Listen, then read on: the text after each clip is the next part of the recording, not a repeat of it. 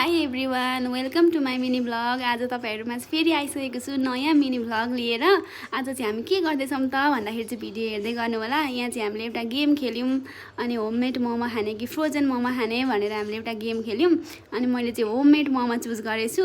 अब म होममेड खानको लागि तयारी गर्नु पर्यो। अनि हामीले यहाँनिर कोपी कोर्दैछौँ। अनि यस्तो कोपीबाट धेरै पानीहरू निस्किन्छ नि त। अनि यसरी मजाले निचोरे, एउटा हातले क्यामेरा समाएर एउटा हातले निचोरेर यस्तो मजाले निचोरेर बनायौँ। अनि त्यस पछाडि त प्याज पनि चाहियो, अनि प्याज पनि काट्यौँ। यसरी मजाले प्याज पनि काट्यौँ। अनि प्याज अब अदुवा पनि हाल्नु पर्यो।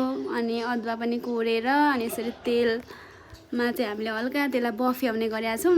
अनि त्यहाँदेखि बफ्याउनको लागि तेल हालेर मसला हालेर अनि त्यसमा ओइर्यौँ। अनि त्यहाँदेखि त्यसलाई मजाले ओइरेपछि अनि मजाले चलाउनु पर्यो। सबै त्यो तेलहरू सबैतिर मिक्स हुने गरी मजाले चलायौँ।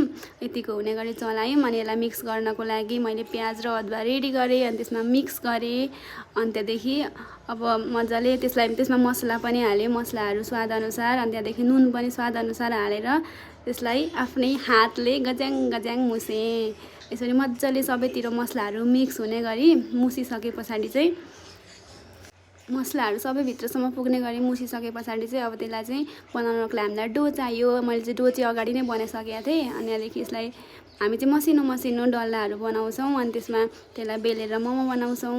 अनि त्यसकै लागि हामीले गऱ्यौँ। अनि यहाँ फुलकुमारी चाहिँ मजाले मोमो बनाउँदैछिन्। हामी चाहिँ गोलो भन्दा पनि हामी चाहिँ चेप्टो मोमो खान्छौँ। अब यस्तै मनपर्छ क्या। अनि डल्लो भन्दाखेरि चेप्टै मोमो मनपर्छ। अनि हाम्रो चाहिँ यहाँनिर 2 भाँडो मोमो रेडी भइसकेको छ। अब हामी यसलाई बसाउँछौँ। अनि एकापट्टि चाहिँ हाम्रो अचार पनि पाकिरहेको छ। हामी चाहिँ पकाएकै अचार खान्छौँ। यतिको हुने गरी पकायौँ। अनि हाम्रो मोमो चाहिँ पाकिसक्यो गफ गर्दै। अनि हामी चाहिँ रस पनि सुप पनि खानु पर्यो भनेर हामीले एकातिर सुप पनि पकायौँ। अनि सुप मजाले उम्लिरहेको थियो।